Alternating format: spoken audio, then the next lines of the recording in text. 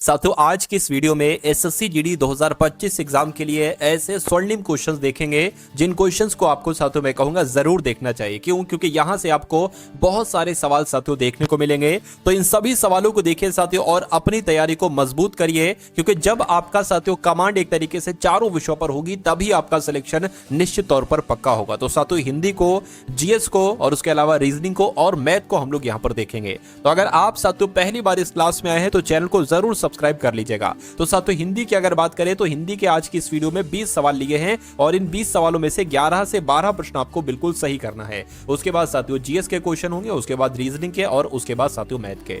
तो पहला सवाल आपकी स्क्रीन पर है। यहां पर आपसे पूछा जा रहा है कि अमृत का विलोम क्या हो सकता है। तो अमृत का विलोम अमर होगा नहीं, मत्य होगा नहीं, विश्व होगा नहीं साथियों, विष होता है। यानी कि अमृत का विलोम पूछे तो विष बता देना और विष का विलोम पूछे तो अमृत बता देना। अगला देखिए करके कौन सा शब्द अंधकार का पर्यायवाची नहीं है। तो हमें यह मालूम होना चाहिए कि अंधकार के पर्यायवाची क्या क्या हो सकते हैं। देखिए अंधकार को कहा जाता है अंधेरा, अंधकार को तम भी कह सकते हैं, अंधकार को साथियों तिमिर भी कह सकते हैं, लेकिन अंधकार को अमावस्या नहीं कहा जा सकता है। तो अंधकार का साथियों पर्यायवाची कौन सा नहीं होगा? ऑप्शन नंबर सी वाला नहीं होगा। अब उसके बाद देखिए ये सवाल सबसे ज्यादा बार आया है एसएससी जीडी में। तो अगर अब इस बार आ जाए तो आपका क्या जवाब होगा? अवनी का साथियों विलोम आप क्या बताओगे? तो अवनी का विलोम क्या होता है साथियों? अंबर होता है। राइट आंसर आपका ऑप्शन नंबर सी हो जाएगा। उसके बाद देखिए कह रहे कि अनल शब्द का पर्यायवाची क्या हो सकता है। तो अनल की अगर बात करें, देखिए आपको दो चीजें याद रखना। एक तो आपको ध्यान रखना है साथियों अनल का मतलब क्या होता है, और अनल का मतलब होता है साथियों आग। और एक और आपसे पूछा जाता है साथियों अनिल का मतलब क्या होता है।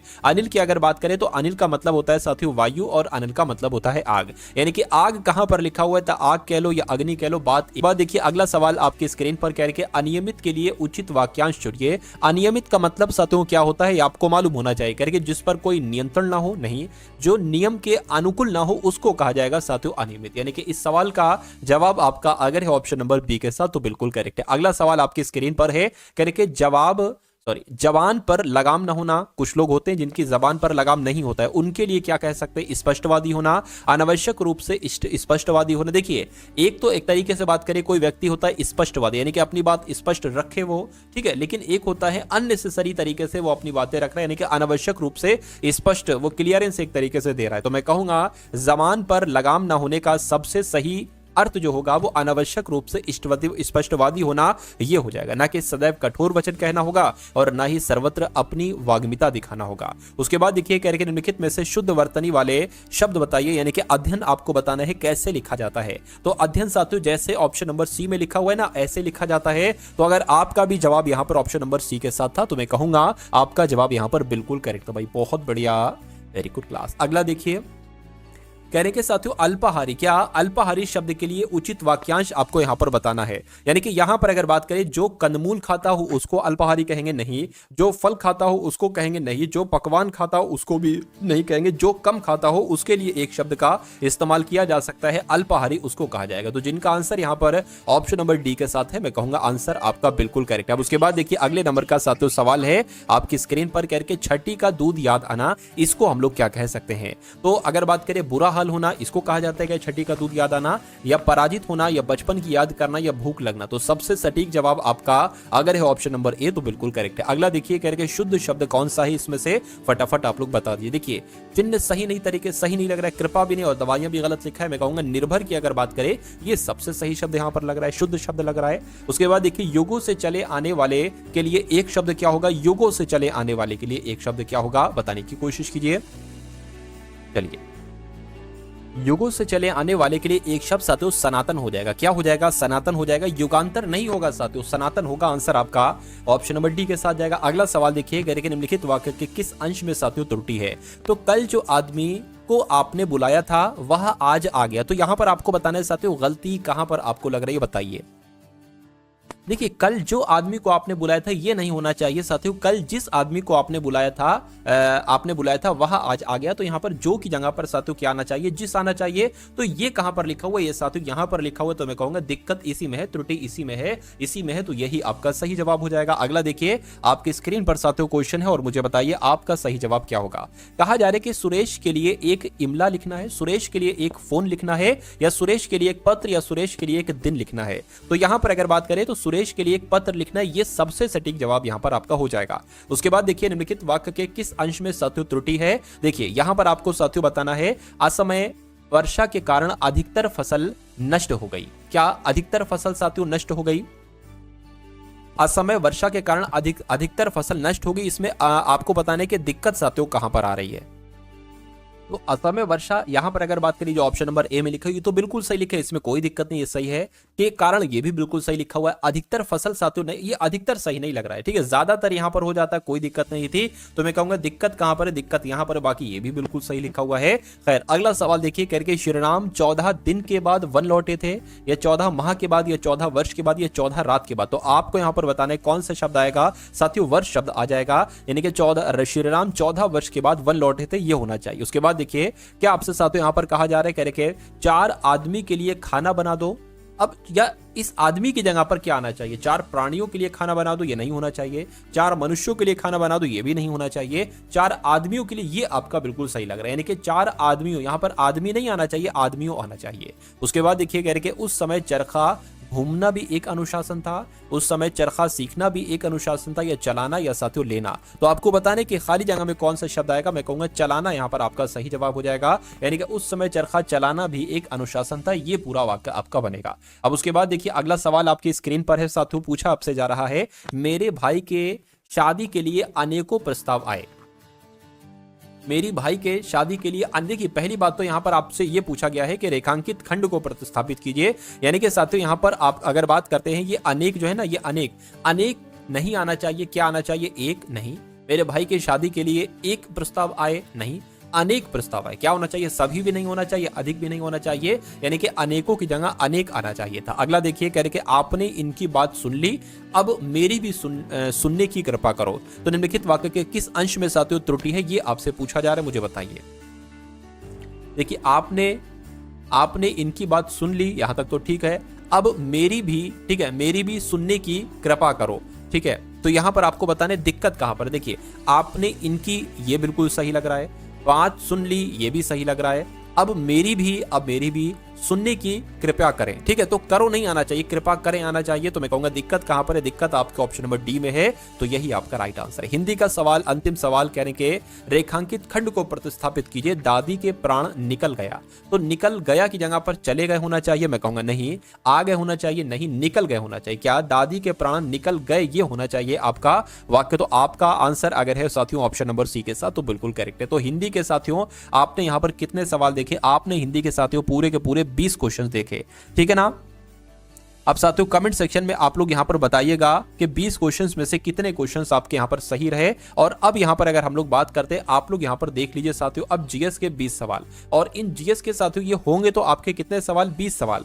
जीएस के 20 सवालों में आपको साथियों लगभग 10 के आसपास सवालों को आंसर देना ही देना है। देखिए कह रहे कि घनानंद को हराकर मौर्य साम्राज्य की स्थापना किसने की थी, तो आपको मालूम होना चाहिए साथियों चंद्रगुप्त ने, यानी कि घनानंद को हराकर मौर्य साम्राज्य की स्थापना चंद्रगुप्त जी ने की थी। अगला देखिए कह रहे कि मौर्य साम्राज्य की राजधानी कौन सी थी, तो मौर्य साम्राज्य की राजधानी साथियों पाटलिपुत्र थी। क्या थी, पाटलिपुत्र थी। उसके बाद देखिए गांधार कला शैली के तहत विकसित हुई है, यानी कि जो गांधार कला शैली स्कूल ऑफ आर्ट की अगर बात करिए कुषाणु के तहत विकसित हुई है, कुषाणु ने इसको विकसित किया गया है। यह सवाल आपसे एग्जाम में पूछा जाएगा। अगला देखिए कह रहे हैं कि साथियों मथुरा कला विद्यालय की आकृति की बनी होती है, तो मथुरा कला विद्यालय की आकृति ये धब्बेदार लाल पत्थर की बनी होती है, ये होना चाहिए।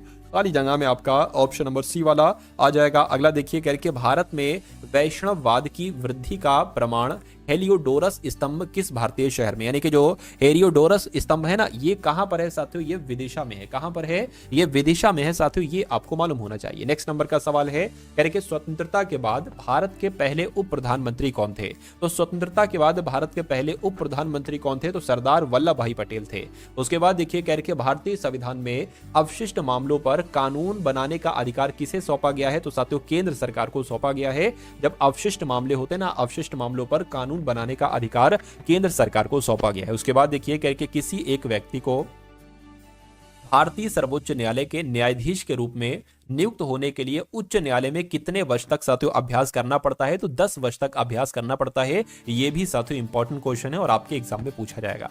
साथियों अगर आपने अभी तक इस वीडियो को लाइक नहीं किया तो फिर साथियों आपने गलती की, वीडियो को लाइक कर दिया करिए, क्योंकि साथियों वीडियो को लाइक करके मुझे मालूम पड़ता है कि भाई हाँ इतने लोगों ने देखी है और उसमें से इतने लोगों ने लाइक किया है, मेरा मोटिवेशन बढ़ता है और अगली वीडियो में मैं आपके लिए और ज्यादा मेहनत करता हूं। तो कम से कम साथियों एक लाइक का बटन दबा दीजिए, आपका कुछ नहीं जाएगा लेकिन मुझे जरूर मोटिवेशन मेरा बढ़ जाएगा, ठीक है ना। और एक तरीके से अगर बात करें साथियों, हर इंसान को काम करने के लिए मोटिवेशन की जरूरत होती है। जैसे आपको पढ़ने के लिए मोटिवेशन की जरूरत होती है, ऐसे मुझे भी काम करने के लिए मोटिवेशन की जरूरत होती है, ठीक है ना। चलिए तो साथियों अब अगला सवाल देखिए और इस सवाल का जवाब बताइएगा। साथियों आज जो मैंने यहाँ पर रीजनिंग के और मैथ के क्वेश्चंस लिए ना, वो बहुत टॉप लेवल के लिए हैं, तो इन क्वेश्चंस को भी आप जरूर देखकर जाइएगा। यानी कि भारत के सर्वोच्च न्यायालय की शक्ति के संदर्भ में न्यायिक समीक्षा का अर्थ क्या है?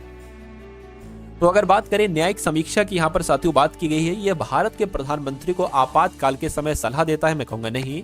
यह भारत के मुख्य न्यायाधीश की शक्तियों और कार्यों को परिभाषित करता है, साथियों नहीं। यह भारत की निचली अदालतों की शक्तियों को नियंत्रित करता है, साथियों नहीं। यह संसद द्वारा पारित किसी भी कानून की संवैधानिकता की जांच करता है, ये आपका बिल्कुल सही हो जाएगा आंसर। यानी कि अगर सवाल ये आता है तो जवाब मैंने आपको बता दिया है। उसके बाद देखिए अगले नंबर का सवाल है, पूछा आपसे जा रहा है कि भारत के न्याय तंत्र में अदालतों का पद अनुक्रम शामिल है जिसमें सर्वोच्च पर कौन है, यानी कि सबसे ऊपर कौन है? तो साथियों सुप्रीम कोर्ट है, उच्चतम न्यायालय है, सर्वोच्च न्यायालय है, आंसर आपका बी हो जाएगा। अब उसके बाद देखिए साथियों अगले नंबर का सवाल है आपकी स्क्रीन पर, इस सवाल को देखिए और बताइए सही जवाब। करके निम्नलिखित में से कौन सी पर्वत श्रृंखला भारत और पाकिस्तान और चीन तक फैली हुई है? तो किसकी बात चल रही है साथियों? काराकोरम की बात चल रही है, यानी कि जो काराकोरम पर्वत श्रृंखला है ना, ये भारत पाकिस्तान और चीन तक फैली हुई है। इंपॉर्टेंट क्वेश्चन था ये। उसके बाद देखिए कह रहे कि पूर्वी पर्वत श्रृंखला के रूप में जानी जाती है, यानी कि अरावली, काराकोरम, शिवलिक या पटकाई पहाड़ियां। तो पटकाई पहाड़ियों की अगर बात करें तो पटकाई पहाड़ियां साथियों पूर्वी पर्वत श्रृंखला के रूप में जानी जाती है। राइट आंसर आपका ऑप्शन नंबर डी हो जाएगा। अगला देखिए, यानी कि हिमालय की सबसे बाहरी श्रृंखला कौन सी है? तो हिमालय की सबसे बाहरी श्रृंखला साथियों कौन सी है? शिवालिक है। कौन सी है साथियों हिमालय की सबसे बाहरी श्रृंखला? तो शिवालिक है। उसके बाद देखिए बर्फ से ढकी चोटियों वाली एकमात्र पर्वत श्रृंखला कौन सी है? तो कौन सी है साथियों? हिमालय है क्या? बर्फ से ढकी चोटियों वाली एकमात्र पर्वत श्रृंखला कौन सी है? तो हिमालय है। अगला सवाल है कह रहे कि धूपगढ़ चोटी भारत के किस राज्य में है? राजस्थान में या मध्य प्रदेश में या उत्तर प्रदेश में या गुजरात में? तो आपको ध्यान रखना है कि जो धूपगढ़ चोटी कौन से राज्य में है? तो साथियों ये मध्य प्रदेश में स्थित है। अगला देखिए कह रहे कि पश्चिमी घाट की सबसे ऊंची चोटी कौन सी है? तो पश्चिमी घाट की सबसे ऊंची चोटी की अगर बात करते हैं तो साथियों अनामुड़ी है। क्या अनाईमुड़ी भी लिखा होता है कहीं कहीं पर?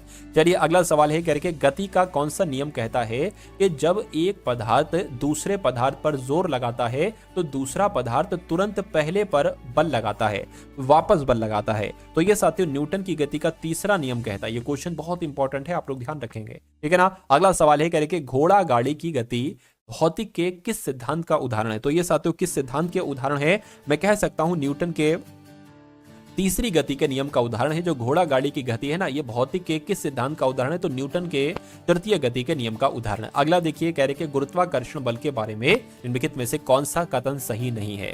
तो गुरुत्वाकर्षण बल के बारे में कौन सा कथन सही नहीं है आपसे पूछा जा रहा है साथियों। ये एक दूसरे के प्रति ब्रह्मांड की प्रत्येक वस्तु के आकर्षण के लिए जिम्मेदार बल है, ये बात सही है। यह वस्तुओं के द्रव्यमान के गुणनफल के व्युत्क्रमानुपाती होता है, तो ये बात साथियों गलत है। न्यूटन के गुरुत्वाकर्षण बल पर अपने में केपलर के सिद्धांतों पर भरोसा किया, सही। यह वस्तुओं के बीच की दूरी के वर्ग के व्युत्क्रमानुपाती है, ये आपका बिल्कुल सही हो जाएगा। यानी कि इसमें से कौन सा सही नहीं है? तो मैं कहूंगा ऑप्शन नंबर बी वाला सही नहीं, और बी वाला सही नहीं है तो यही आपका सही जवाब है। अब उसके बाद देखिए अगला सवाल है करके मनुष्य में ऑक्सीजन परिवहन के लिए उत्तरदायी है, यानी कि कौन जिम्मेदार है? मैं कहूंगा हीमोग्लोबिन साथियों उत्तरदायी है। यानी कि हीमोग्लोबिन जो है ना, ये मनुष्यों में ऑक्सीजन परिवहन के लिए उत्तरदायी है। राइट आंसर आपका अगर है ऑप्शन नंबर बी के साथ, तो मैं कहूंगा बिल्कुल करेक्ट है। तो यहाँ पर साथियों अब आपके रीजनिंग के क्वेश्चन शुरू हो चुके हैं, तो इन सभी रीजनिंग के क्वेश्चंस को देखिए साथियों और अपनी तैयारी को मजबूत करिए। देखिए यहाँ पर अगर बात करें करके त्रिभुज का संबंध पिरामिड से है, तो आपको बताने के साथियों वही संबंध आपको बताने के आयत का किससे होगा? चतुर्भुज से। शंकु से, घनाभ से या साथियों घन से। देखिए जैसे त्रिभुज से पिरामिड का निर्माण किया जाता है उसी प्रकार आयत से घनाभ का निर्माण किया जाता है। तो आयत का संबंध जो होगा वो साथियों घनाभ से होगा, जिनका आंसर ऑप्शन नंबर बी है, मैं कहूंगा बिल्कुल करेक्ट है। अब उसके बाद देखिए कह रहे कि उस पासे का चयन कीजिए जिससे दी गई शीट को रेखाओं पर मोड़कर बनाया जा सकता है। यानी कि आपके सामने साथियों ये एक ओपन पासा है, इसको मैं साथियों लिख दूं, क्या करूं, ये 2 हो गया, ये आपका 1 हो गया, ये साथियों 4 हो गया, और ये क्या हो गया, ये 5 हो गया, और ये साथियों 6 हो गया, और ये 3 हो गया। अब क्लियर दिख रहा है ना आपको? ठीक है। अब देखिए यहां पर अगर बात करें, हो सकता हो ये आपको क्लियर ना दिख रहा हो, तो यहां पर अगर बात करें मैं आपको समझा देता हूं साथियों। देखिए लिख दूं, क्या करूं, एक सेकेंड। देखिए ये साथियों 2 है, ये 4 है, ये 6 है, ये 1 है, ये 3 है, ये 5 है, और ये 2 है, और साथियों ये क्या है, ये यहां पर तो दिखना बंद हो गया। ठीक है, तो मैं कोई और कलर यहां पर ले लूं, क्या करूं, कोई और कलर यहां पर ले लेता हूं। कौन सा साथियों, ब्लैक ले लूं, ब्लैक ले लेता हूं। ठीक है, तो ये आपका क्या हो गया, ये 2 हो गया, ये 6 हो गया, ये 4 हो गया, ये 1 हो गया, और ये साथियों 3 हो गया, ये 5 हो गया। ये बहुत अच्छा कॉन्सेप्ट है साथियों, और इस कॉन्सेप्ट को अगर आप तैयार कर लेते तो आपका ये समझ लीजिए एक सवाल 100% आपका आएगा ही आएगा इससे। देखिए अब ये एक ओपन पास है, ये सारे बंद पास है। अगर मैं आपसे पूछूं कि क्या इस वाले पासे को बंद करके क्या ए वाला पासा बन सकता है या नहीं, सिर्फ यही सवाल पूछूं, इसका जवाब देना है आपको। देखिए यहां पर मैं आपको बता दूं 2 का विपरीत क्या है, 4 है। 2 का विपरीत क्या हो गया साथियों, 4 हो गया, और 4 का विपरीत पूछे तो 2 बता देना। 1 का विपरीत क्या हो जाएगा, 6 हो जाएगा। 1 का विपरीत 6, और 6 का विपरीत 1, बचा 3 का विपरीत, तो 3 का विपरीत क्या हो जाएगा, 5 हो जाएगा। यहां पर देखिए तो 2 यहां पर है, तो अब 2 का विपरीत तो नीचे होना चाहिए साथियों। 2 का विपरीत यहां पर क्या है, 4 है, तो ये तो सामने दे रखा है। 2 का विपरीत होना यहां पर चाहिए था, तो ये पासा नहीं बन सकता है। इसकी अगर बात करें तो देखिए 1 का विपरीत यहां पर क्या है, 6 है, तो 1 का विपरीत 6 है ना, 1 का विपरीत 6 नहीं दिख रहा है, 6 कोई दिक्कत नहीं, सही है। अब देखिए 3 का विपरीत यहां पर 5 दे रखा है, तो 3 का विपरीत तो यहां पर होना चाहिए इधर को, लेकिन ये यहां पर दे दिया गया, तो मैं कहूंगा ये भी नहीं बन सकता है। इसकी अगर बात करते हैं साथियों हम लोग, देखिए 2 है ना, तो 2 का विपरीत क्या है, 4 है ना, यहाँ पर 4 नहीं है, ठीक है। 1 का विपरीत 6 है, यहाँ पर 6 नहीं है, ठीक है। 5 के विपरीत 3 है, 3 नहीं है, यानी कि ये वाला पासा बन जाएगा। इसकी बात करते हैं 2 का विपरीत साथ, देखिए 5 के विपरीत 3 यहाँ पर है, 5 के विपरीत 3 है ना, तो 5 के विपरीत 3 तो सामने आ गया, होना नहीं चाहिए था सामने, तो ये भी नहीं बन सकता है। तो मैं कहूंगा सिर्फ और सिर्फ ऑप्शन नंबर ये सी वाला पासा बन सकता है। तो यही आपका क्या होगा साथियों, यही आपका बिल्कुल करेक्ट आंसर हो जाता है भाई, बहुत बढ़िया, वेरी गुड क्लास। अब उसके बाद देख लीजिए नेक्स्ट नंबर का साथियों सवाल आपकी स्क्रीन पर है। इस क्वेश्चन को देखिए और साथियों बताइए कि इस क्वेश्चन का राइट आंसर आपका क्या होगा। यानी कि जैसे QGNB से ZPWQ बनाया गया उसी प्रकार HLMO से साथियों क्या बनाया जा सकता है, मुझे बताइए। देखिए ये होता है साथियों 17 पर, ये 7 पर होता है, N 14 पर होता है, B साथियों 2 पर होता है, Z की बात करें तो 26 पर होता है, P 16 पर होता है, W 23 पर होता है, K 11 पर होता है। देखिए यहां पर अगर बात करें साथियों ये 17 से 26 हो गए यानी कि 9 बड़ा है, 7 से 16 हो गए यानी कि 9 बड़ा है, 14 से 23 9 बड़ा है, 2 से 11 9 बड़ा है, यानी कि इन सब में भी साथियों हमें 9 9 9 प्लस करना पड़ेगा। तो H 8 पर होता है, इसमें 9 प्लस करेंगे तो कितना हो जाएगा साथियों 17, यानी कि 17 पर Q होता है। तो Q हमें दिख गया है साथियों, सिर्फ और सिर्फ ऑप्शन नंबर डी वाले में है Q। ठीक है, बाकी इसमें भी 9 जोड़ोगे, इसमें भी सब में 9 9 9 जुड़ेगा। खैर अगला सवाल देखिए साथियों आपकी स्क्रीन पर है, इस सवाल को देखिए और बताइए राइट आंसर क्या होगा। ये क्वेश्चन बहुत इंपॉर्टेंट है। देखिए कहने के मयंक इज ग्रेट को री गी नी लिखा जा सकता है, यानी कि मयंक का कोड हो सकता हो री हो सकता हो गी हो सकता हो नी हो। ठीक है, इसमें से इसका कोड भी हो सकता हो कुछ हो। उसके बाद लिखा हुआ है is he is an Indian को लिखा जा सकता है टी री पी मी, हो सकता हो इंडियन का कोड मी हो सकता हो पी हो सकता हो री हो, कुछ भी हो सकता है। उसके बाद लिखा हुआ ग्रेट इंडियन कल्चर का कोड पी जी से है। तो आपसे पूछा ही जा रहा है कि मयंक कोड साथियों क्या है। अब देखिए मयंक हमें कहां पर दिख रहा है, मयंक हमें यहां पर दिख रहा है, क्या और कहीं पर हमें मयंक दिख रहा है, नहीं। यानी कि अगर हम बात करें मयंक का कोड इसमें से ही होगा, री या तो जी या तो नी। अब देखिए इसको निकालने के लिए हमें क्या निकालना पड़ेगा, हमें इज का कोड निकालना पड़ेगा और ग्रेड का कोड निकालना पड़ेगा, हमें इज का कोड निकालना पड़ेगा और साथियों हमें ग्रेड का कोड निकालना पड़ेगा। उसके बाद हमें मालूम पड़ पाएगा कि मयंक का आखिर कोड क्या है। तो ये काम आप कर लीजिए। देखिए इज का कोड कैसे निकाल सकते, इज एक तो यहां पर है और एक अगर बात करते हैं साथियों इज यहां पर है, यानी कि इसमें से और इसमें से कोई चीज सेम लग रही है वो बता दीजिए मुझे। देखिए री क्या यहां पर है साथियों, री यहां पर है बिल्कुल, जी यहां पर है, जी नहीं है, नी यहाँ पर है, नी बने, यानी कि आर ई जो होगा ना साथियों, आर ई ये आपका किसका कोड हो जाएगा, आर ई आपका साथियों इज का कोड हो जाएगा। अब देखिए ये आंसर नहीं हो सकता, क्यों, क्योंकि ये इज का कोड है, हमें मयंक का कोड देखना है। अब ग्रेड का कोड देख लीजिए, ग्रेड एक तो यहाँ पर है और एक ग्रेड कहाँ पर है, एक आपका यहाँ पर है, यानी कि ग्रेड का कोड इसमें से होगा। अब देखिए जीई इसमें मिल रहा है, एनई नहीं मिल रहा है, यानी कि जीई क्या हो जाएगा, जीई आपका ग्रेड का कोड हो जाएगा। अब जीई आपका ग्रेड का कोड हो गया, आरई आपका इज का कोड हो गया, बचा क्या एनई, तो एनई आपका मयंक का कोड हो जाएगा। तो एनई आपका राइट आंसर हो जाएगा, जो कौन से ऑप्शन में साथियों, ऑप्शन नंबर डी वाले में। तो इस सवाल को ऐसे करना है साथियों, बिल्कुल घबराना नहीं इस सवाल को करने में, क्योंकि जो घबरा गया फिर वो सही तरीके से साथियों इस सवाल को कर नहीं पाएगा, कोई ना कोई गलती कर देगा और गलती कर देगा, फिर इस सवाल को स्किप करके चला जाएगा।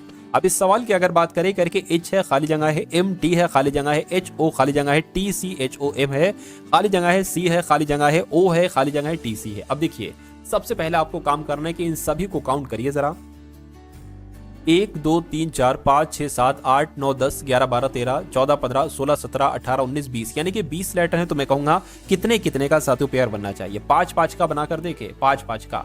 वैसे बन तो फिर किसका बनेगा, 4 का भी बन सकता है, 5 का देखिए एक बार, 1 2 3 4 5 ये अलग, 1 2 3 4 5 ये अलग, 1 2 3 4 5 ये अलग, 1 2 3 4 5 ये अलग। आप देख रहे हैं कि अंत में टीसी आ रहा है, एक तो टीसी यहां पर है और एक यहां पर है, यहां पर सी नहीं है तो टी साथियों हमने लिख दिया। अब हमें पूरा मिल गया HOM TC, तो साथियों HOM यहां पर M आ जाएगा और TC लिखा हुआ, HOO यहां पर आ जाए HOM और TC आ गया, ठीक है, HO यहां पर H आ जाएगा, HOM TC हो गया, सब कुछ हमने लिख लिया। यानी कि अब आपको देखना है कि आपने अपने पेन से क्या क्या लिखा है, आपने O लिखा है, आपने CM लिखा है, आपने C लिखा है, M लिखा है, आपने T लिखा है, आपने H लिखा है, M लिखा है। तो अगला काम आपको करना है कि ये कौन से ऑप्शन में लिखा हुआ है, OCM THM कहां पर लिखा हुआ है साथियों, ऑप्शन नंबर डी में लिखा हुआ है, तो यही आपका बिल्कुल सही जवाब हो जाएगा। ऐसे सवालों को साथियों आपको करना होगा। चलिए अब अगला सवाल देखिए क्या कहा जा रहा है, कह रहे कि एक कागज का टुकड़ा आपके पास है कुछ ऐसे करके, इस कागज के टुकड़े को आपने बीच से ऐसे फोल्ड किया और ये वाला पार्ट आप इधर ले आए, यानी कि अब आपके पास एक ऐसा कागज का टुकड़ा आ गया, एक के ऊपर एक रख के आपने इसको यहां से फोल्ड किया, ये वाला पार्ट आप इसके ऊपर ले आए और अब आपके पास एक कागज का टुकड़ा ऐसे आ गया है, आपने साथियों बीच से इसको यहां से फोल्ड किया और ये वाला पार्ट आप इसके ऊपर ले आए, यानी कि अब आपके पास एक ऐसा कागज का टुकड़ा आ चुका है। आपने क्या किया, बीच पे एक होल कर दिया, बीच में एक छेद कर दिया, तो जब आप इस वाले पार्ट को ओपन करोगे तो यहां पर भी एक होल हो जाएगा ना, बिल्कुल हो जाएगा, ठीक है ना। उसके बाद साथियों यहां पर अगर हम लोग बात करते हैं कि जब ये वाला पूरा पार्ट यहां पर ऐसे करके साथियों खोलोगे तो यहां पर भी 2 होल होंगे, बिल्कुल होंगे, एक होल यहां पर दिखेगा आपको और एक होल यहां पर आपको दिखेगा। ऐसे ही साथियों जब आप ये चीज यहां पर खोलेंगे ना, ये चीज खोलेंगे ना, तो एक होल यहां पर दिखेगा, एक यहां पर दिखेगा, एक यहां पर दिखेगा, एक यहां पर दिखेगा। तो अब आपको देखना है कि ऐसा कौन से ऑप्शन में आपको नजर आ रहा है, यहां पर नहीं, यहां पर नहीं, यहां पर नहीं साथियों, ऐसा ऑप्शन नंबर डी में हमें नजर आ रहा है। तो ये सवाल साथियों ऐसे होगा, समझ गए ना साथियों, क्या सवाल था, क्या सवाल में आपसे पूछा गया था। तो आंसर आपका जो जाएगा वो किस ऑप्शन के साथ जाएगा, ऑप्शन नंबर डी के साथ जाएगा। अब अगला सवाल देख लीजिए आप लोग और बता दीजिए कि इस सवाल का सही जवाब आपका क्या हो सकता है। क्या कहा जा रहा है, कह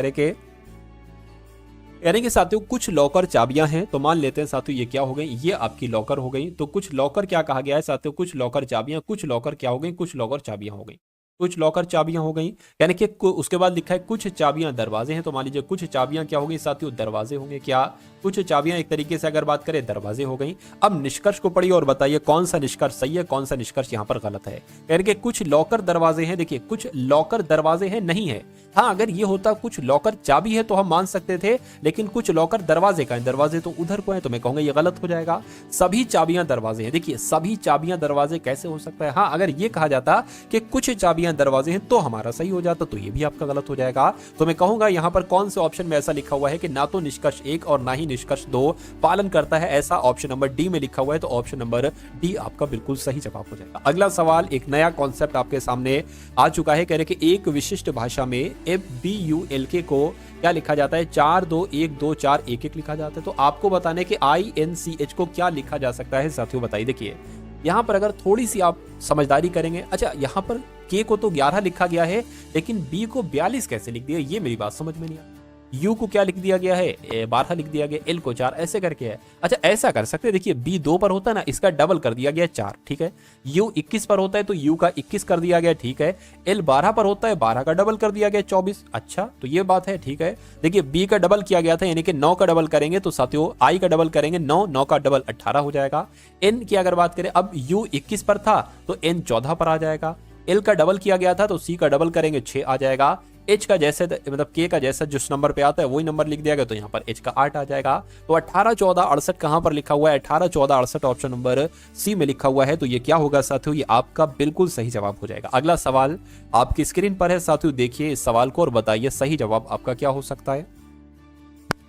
क्या कहा जा रहा है, कह रहे कि साथियों कबूतर, भालू, पक्षी, इसका वेन आरेख आपको यहाँ पर बताना है। देखिए अगर कबूतर एक पक्षी ही तो होता है, मान लीजिए ये पक्षी हो गए, ठीक है, तो पक्षियों के अंदर ही तो कबूतर आएगा, ठीक है। लेकिन भालू ना तो कबूतर होता है ना पक्षी होता है, तो इसका ये अलग हमें बनाना पड़ेगा। तो ऐसा साथियों कहां पर बनाया गया है साथियों, यहां पर नहीं, यहां पर नहीं, यहां पर नहीं, ऐसा ऑप्शन नंबर डी में नजर आ रहा होगा आपको। तो इस सवाल का जवाब आपका ऑप्शन नंबर डी हो जाएगा। उसके बाद देखिए अगले नंबर का साथियों सवाल है, कहा जा रहा है कि CQ6RUL को आप अगर दर्पण में देखेंगे तो ये कैसा दिखाई देगा। पहले पॉइंट आपको ध्यान रखना है कि जो सबसे अंत वाला लेटर होता है वो सबसे पहले बनता है, ठीक है। यू जैसा है वैसा बनेगा, आर की अगर बात करें ऐसा बनेगा, 6 आपका ऐसा बनेगा, क्यू की अगर बात करें दर्पण में ऐसा दिखेगा, सी दर्पण में ऐसा दिखेगा। तो अब आपको बताने कि ऐसा कौन से ऑप्शन में यहाँ पर साथियों आपको नजर आ रहा है, बताइए। देखिए यहाँ पर तो गलत हो जाएगा, ये क्यू एक तरीके से गलत है। यहां पर अगर बात करें साथियों 9 गलत है, ठीक है ना, ये भी एक तरीके से गलत लग रहा है, ये वाला आपका हो जाएगा। यानी कि आंसर आपका जो जाएगा वो किस ऑप्शन के साथ जाएगा, वो ऑप्शन नंबर डी के साथ जाएगा।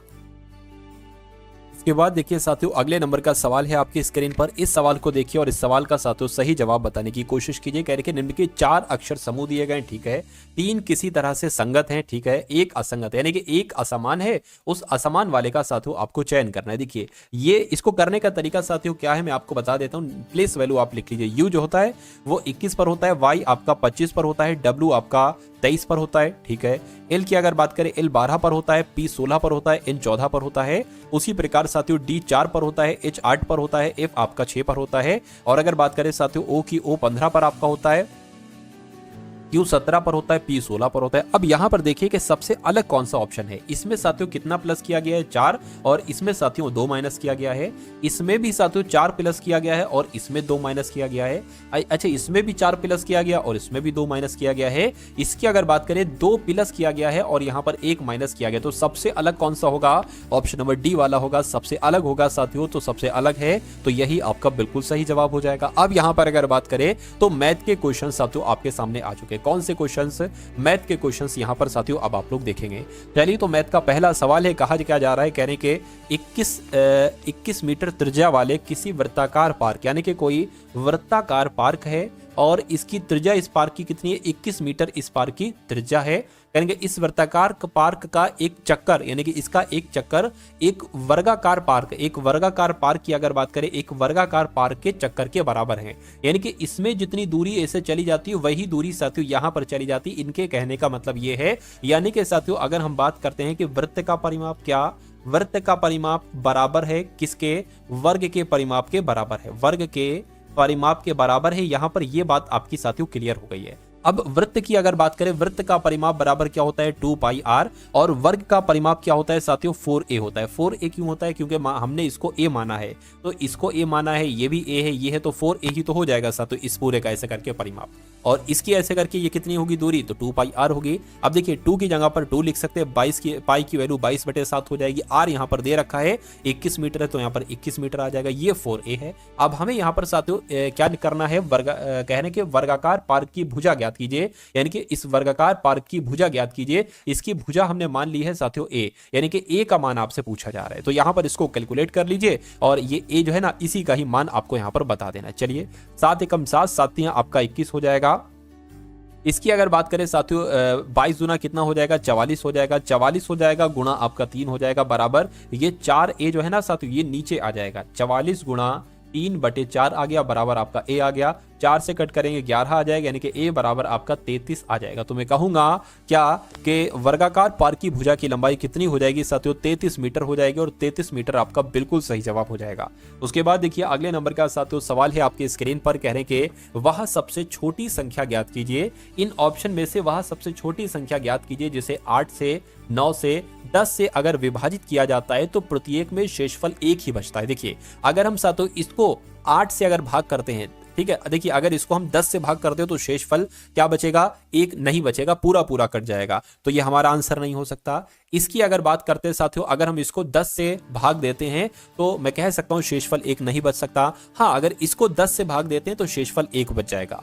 ठीक है, 10 तो क्लियर हो गया। 9 से अगर भाग करें, 9 से अगर करें 9 चौक 36, शेषफल 1 बच गया। अगर 8 की बात करें, 8 16, इसको यहां पर देख लो, 8 का 8 16, 8 3 24 हो जाएगा, 8 चौको 32 हो जाएगा। कितना जाएगा, कितना जाएगा साथियों, 4 जाएगा, 41 हो गया, 8 पंजे 40, तो ये 41 है, 1 बचा। तो मैं कहूंगा साथियों तीनों नंबर से हमने इसको कट करके देख लिया एक तरीके से, 8 से 9 से 10 से प्रत्येक बार में एक शेषफल यहां पर बच रहा है। एक परीक्षा में उत्तीर्ण प्रतिशत कुल अंकों का 35%। इस सवाल को साथियों बहुत अच्छे तरीके से आप लोग समझने की कोशिश कीजिएगा। करेंगे एक परीक्षा में उत्तीर्ण प्रतिशत यानी कि जो पासिंग मार्क्स है, पासिंग मार्क्स का परसेंटेज एक तरीके से कुल अंकों का 35% है। यानी कि अगर कोई बच्चा 100 में से 35 नंबर ले आता है तो उसको पास माना जाएगा। ठीक है, करके एक छात्र ने 390 अंक प्राप्त किए और उसे 65 अंकों से उत्तीर्ण कर दिया गया। यानी कि अगर 390 अंक उसने प्राप्त किए हैं, अगर उसके 65 अंक और आ जाते तो वो पास हो जाता। इसका मतलब ये है एक छात्र ने 390 अंक प्राप्त किए, उसे 65 अंकों से अनुत्तीर्ण कर दिया गया, तो 65 अंक और आते तो वो पासिंग मार्क्स उसको मिल जाते। ये यहां पर कहा गया है। यानी कि परीक्षा के कुल अंक कितने होने चाहिए, यानी कि 100% की वैल्यू आपसे पूछी जा रही है। तो अगर हम साथियों मान लेते हैं परीक्षा के कुल अंक कितने होने चाहिए, x होने चाहिए मान लेते हैं। अब ये क्या हो गए, ये आपके मान लीजिए कुल अंक हो गए, और ये एक तरीके से पता क्या है, ये 35% है। क्यों 35% है, क्योंकि ये पासिंग मार्क्स है। तो मैं कहूंगा इस कुल अंक का ये क्या है, ये 35% है। ये 390 प्लस 65, समझ रहे हैं ना साथियों। ठीक है, तो इसको कैलकुलेट कर लो, यहां से x का मान निकालो, आंसर आपका आपके सामने आ जाएगा। 390 प्लस 65 साथियों कितने हो जाएंगे, मैं कहूंगा 455 हो जाएंगे। अब इसकी गुणा साथियों 100 से हो जाएगी और ये आपका 35 यहां पर नीचे आ जाएगा और ये x का मान निकल आएगा। इसको अगर कट करेंगे 5 से, 5 7 35 हो जाएगा और यहां पर साथियों 20 आ जाएगा। इसको एक बार 7 से अगर कट करें तो साथियों कितना, 7 छंग आपका 7 छंग 42 हो जाएगा, 7 पंजे 35 हो जाएगा। 65 दूना कितने हो जाएंगे, 130 हो जाएंगे और मैं कहूंगा 0 लग जाएगा। तो साथियों 1300 यहां पर आ जाएगा। यानी कि परीक्षा के कुल अंक कितने होने चाहिए, तो 1300 साथियों होने चाहिए। राइट आंसर आपका ऑप्शन नंबर डी हो जाएगा। अगला सवाल और आज की इस वीडियो का अंतिम क्वेश्चन आपकी स्क्रीन पर है साथियों, देखिए। यानी कि जब 38 किलोग्राम के भार वाले एक व्यक्ति को नए व्यक्ति के द्वारा प्रतिस्थापित किया जाता है, यानी कि एक ग्रुप है, उसमें कितने लोग हैं साथियों, 5 लोग हैं मान लीजिए। तो इन 5 लोगों में से एक बंदे को निकाला जाता है और जिसको निकाला जाता है ना, उसका वजन 38 किलोग्राम है। तो 38 वजन वाले किलोग्राम वाले व्यक्ति को निकालकर एक नया व्यक्ति इसमें साथियों उस ग्रुप में डाल दिया जाता है। ठीक है, तो कह रहे कि 5 व्यक्तियों के औसत भार में जब ऐसा होता है ना, तो 5 व्यक्तियों के औसत भार में 2.8 केजी की वृद्धि हो जाती है। तो नए व्यक्ति का भार क्या है, देखिए ये सवाल आपसे पूछा जाता है। पूरा सवाल का स्ट्रक्चर ऐसा ही होता है, सिर्फ नंबरिंग चेंज कर दी जाती है। 5 की जगह 6, 2.8 की जगह कुछ भी कर देंगे, 38 की जगह 45 40 कुछ भी कर देंगे। इसका एक सूत्र होता है, मैं कहूंगा सूत्र आप लोग साथियों ध्यान कर लीजिए। ठीक है ना, देखिए पूछा आपसे जा रहा है नए व्यक्ति का भार क्या होगा। तो साथियों हम देख लेते हैं नए व्यक्ति का भार आपसे यहां पर पूछा जा रहा है। एक काम करिए, एक सेकंड रुकिए, क्या पूछा जा रहा है साथियों, यहां पर अगर बात करते हैं नए व्यक्ति का भार आपसे यहां पर पूछा जा रहा है। तो नए व्यक्ति का भार यहां पर हम लोग निकालेंगे। नए व्यक्ति का भार बराबर साथियों कितना निकाल लेंगे, पुराने व्यक्ति का भार, क्या पुराने व्यक्ति का भार। ठीक है भाई, पुराने व्यक्ति का भार हो गया, ये पुराने व्यक्ति का भार। उसके बाद क्या है, प्लस आपको करना है व्यक्तियों की संख्या। अब कितने व्यक्तियों की संख्या यहां पर बताई गई साथियों, 5 व्यक्तियों की संख्या यहां पर बताई गई। ठीक है, उसके बाद साथियों गुणा लगा लेंगे और औसत भार में कितनी वृद्धि हुई है, वृद्धि की साथियों कितनी हुई है, वृद्धि आपकी हुई है 2.8 केजी। तो बस साथियों नए व्यक्ति का भार कैसे निकालेंगे, नए व्यक्ति, ठीक है ना, और यही आपसे पूछा जा रहा है कि नए व्यक्ति का भार कितना होगा। तो नए व्यक्ति का भार बराबर पुराने व्यक्ति का भार, पुराने व्यक्ति का भार 38 केजी था, तो साथियों 38 केजी आ गया, प्लस आपकी संख्या, लोगों की संख्या कितनी थी, 5 हो गई, और गुणा साथियों वृद्धि कितने की हुई, तो 2.8 की हो गई। इसको साथियों आप कैलकुलेट कर लीजिए। 2.8 की गुणा 5 से करा लीजिए, 2.8 की गुणा साथियों 5 से कराते हैं, 8 पंजे आपका 40 हो जाएगा, 5 दूना 10 और 14, यानी कि इसकी जगह पर 14 आ जाएगा और प्लस आपका साथियों ये 38 हो गया। तो मैं कहूंगा नए व्यक्ति का भार साथियों कितना आ जाएगा, यहां पर अगर बात करें साथियों 52 आ जाएगा, यानी कि 52 केजी आपका नए व्यक्ति का भार हो जाएगा और यही आपका क्या होगा, यही आपका बिल्कुल सही जवाब हो जाएगा भाई। बहुत बढ़िया, वेरी गुड क्लास। तो कैसी लगी साथियों आपको ये क्लास, एक बार कमेंट सेक्शन में जरूर बताइए।